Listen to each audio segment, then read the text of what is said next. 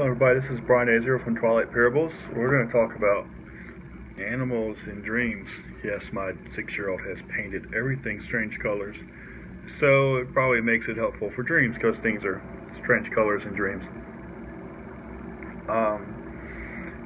If you would like to help me keep this going, we're starting a Patreon account, and you can also go to twilightparables.com, which is my website with my email.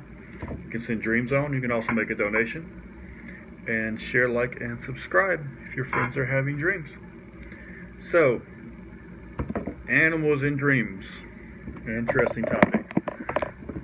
Animals are often representative of people or ideas, something somebody's struggling with. So, like this turtle. What do you think about when you hear turtle? A shell, and a shell protects the turtle.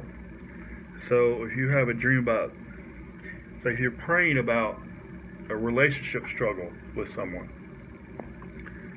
and you have a dream about a turtle, like, God, I ask about my boyfriend, my girlfriend, my mother, whoever you're having a struggle with, you have a dream about a turtle. Like, what sense does that make? Like, God's not answering you. Actually, He did answer you, because a turtle has a protective shell. And this person is trying to protect themselves. If they lash out at anger, if they hide, anger is usually a mask for fear. And everything in life is motivated by fear or love.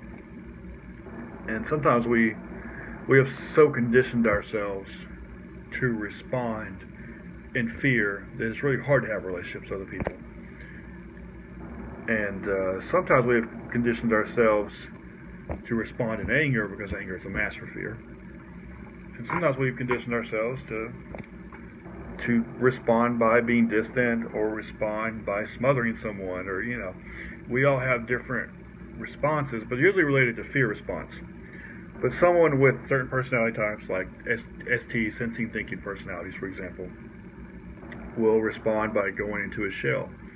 If they have an emotional reaction they don't know how to handle, they'll go into their shell.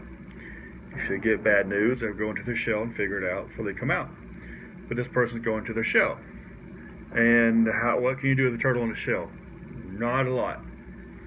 You can lure it out by a carrot or lettuce or something, or you can simply give it space and wait on it to come out, which a lot of personalities, that feels like abandonment. For me it would. But with a person that is kind of like a turtle, the creator might be telling you that they're trying to protect themselves. So it's impersonal, they're just trying to protect themselves and just wait for them to come out of their shell. So that's one example of an animal in a dream.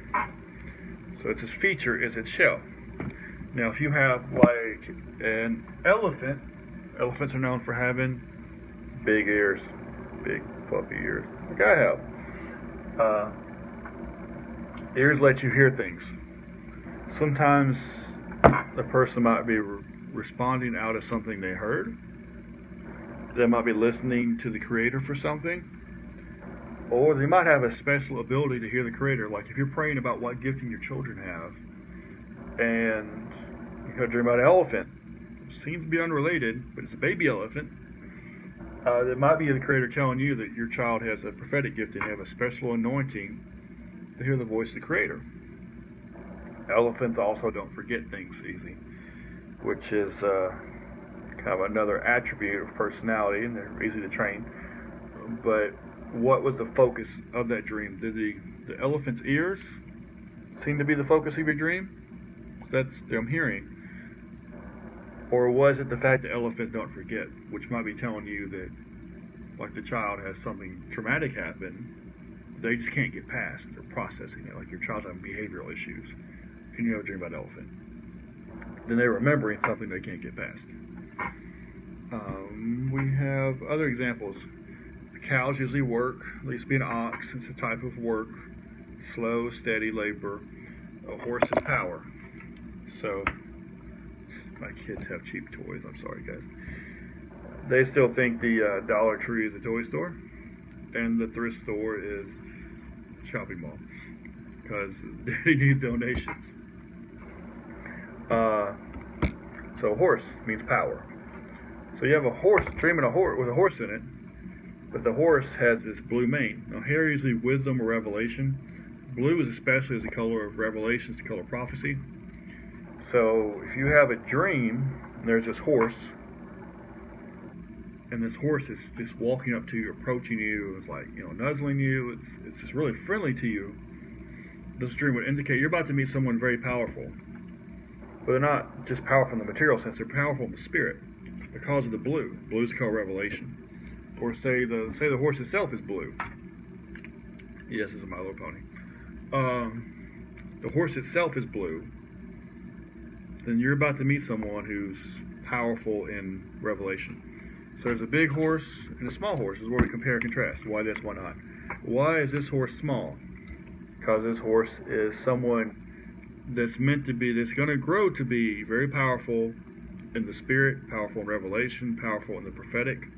Because the blue, they're going to be the revelatory, prophetic, and strong because they're a horse.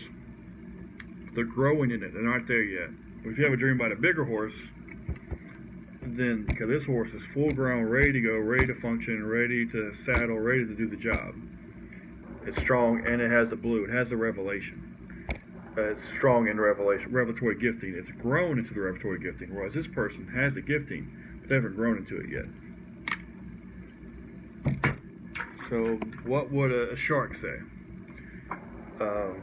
Shark is someone that's a threat to people, because people usually fish, like fishers of men. They're also a threat to fishermen. It's a threat to the evangelists, it's a threat to ministry people. It's also a threat to the fish themselves. But the nature of a shark is it sneaks up on you quickly. It's underwater. It's a threat you don't see coming. You don't see the shark coming. You don't see it coming for you. And it moves through the water. It's usually a spiritual threat, but you don't see it coming. It just sneaks up. And for this reason, a shark can represent a fear you're not quite aware of. You feel something's wrong. You know something dangerous is probably out there, but you're not sure what it is yet because you can't see it. It's under the water. So it's like a shark. A giraffe is another example of something being out of the ordinary reach. Trees represent leaders. And what does a giraffe do? A giraffe has a long neck that gives it the ability to reach parts of a tree no one else can. Someone with a giraffe has a giraffe in a dream has a special ability to reach leaders in high places no one else can. And incidentally, a giraffe has a little sponge right here in its brain that when it goes down to get water, it relieves all that blood pressure from that uber long neck. If it didn't have the sponge in the brain, it would kill over and die because blood would be coming up his nose. So it kind of disproves evolution because, well, the giraffe couldn't exist for 10 minutes. It couldn't exist long enough to mate if it didn't have the sponge in its brain to keep it from dying every time it drank water. So you can't have giraffes for millions of years to evolve a sponge if they're dying every time they go to drink and they don't have one, and you have to drink water every 3 days or so. I'm guessing the giraffe would do the same. So there's no way this thing could live millions of years without dying, without going extinct, to give it time to develop a sponge in its brain. Either it's completely there from the word go, or there's only 2 giraffes and they both die, they get the first drink of water. So, interesting factoid, I did a biology paper on it. But a giraffe is someone that could reach leaders, trees a leader, in places or in ways that other people can't. So that's a real quick overview. Some other things, birds represent spirits. Spirits that steal the seed. Spirits that fly high, seeing the prophetic. People that fly high, like a night owl. An owl is someone that might see the darkness. They have a certain gift of discerning the spirits, or know what's going on in the spirit world. While everyone else is asleep, the owl's out hunting rats and snakes. It sees danger in the night. It's like a watchman. Now, an eagle soars really, really high above storms. Is someone like an apostolic gifting. They're unaffected by the turbulence around. Like the Apostle Paul was kind of like an eagle. No matter what happens, he's carrying out his mission. The storm doesn't stop him. He's in jail. He's shipwrecked. He don't care. He's flying above the storm spiritually. Now, someone like Ezekiel's a watchman on the wall. He's like an owl. He can see in the darkness, see what's coming, see what's happening. Other people can't.